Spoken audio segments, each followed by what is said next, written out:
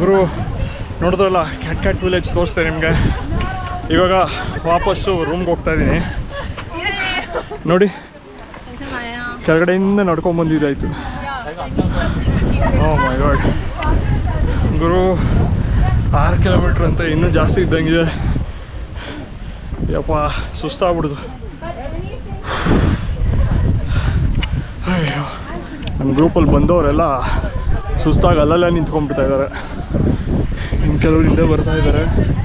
ನೋಡಿ ಮೇಲ್ಗಡೆ ಹಿಂದೆ ಹೆಂಗೆ ಕಾಣುತ್ತೆ.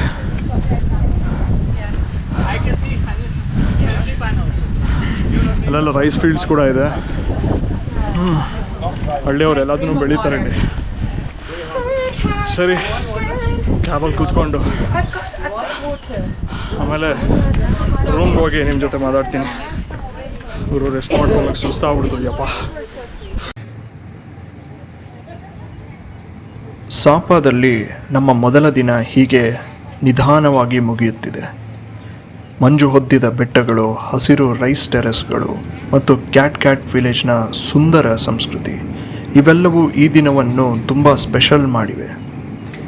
ಸಿಟಿ ಲೈಫ್ನ ಗದ್ದಲದಿಂದ ದೂರವಾಗಿ ಇಲ್ಲಿ ಪ್ರಕೃತಿಯ ಮಧ್ಯೆ ಕಳೆಯುವ ಪ್ರತಿಯೊಂದು ಕ್ಷಣವೂ ತುಂಬ ನೆಮ್ಮದಿ ಕೊಡುತ್ತದೆ. ಸಾಪಾ ನಿಜಕ್ಕೂ ಒಂದು ಸುಂದರ ಅನುಭವ. ಇವತ್ತಿಗೆ ಇಲ್ಲಿ ಜರ್ನಿ ಮುಗಿಸುತ್ತಿದ್ದೀವಿ. ಆದರೆ ಈ ಬೆಟ್ಟಗಳ ಕತೆ ಇನ್ನೂ ಮುಗಿದಿಲ್ಲ. ಮುಂದಿನ ವಿಡಿಯೋಯಲ್ಲಿ ಸಾಪಾದ ಇನ್ನಷ್ಟು ಸುಂದರ ಜಾಗಗಳನ್ನು ಎಕ್ಸ್ಪ್ಲೋರ್ ಮಾಡ್ತೀವಿ. ಅಲ್ಲಿ ತನಕ ನನ್ನ ಟ್ರಾವೆಲ್ ವಿಡಿಯೋಸ್ ನೋಡ್ತಾರೆ. ಇಷ್ಟ ಆದಲ್ಲಿ ಲೈಕ್, ಶೇರ್ ಆ್ಯಂಡ್ ಸಬ್ಸ್ಕ್ರೈಬ್ ಮಾಡಿ. Thank you. Tata, bye.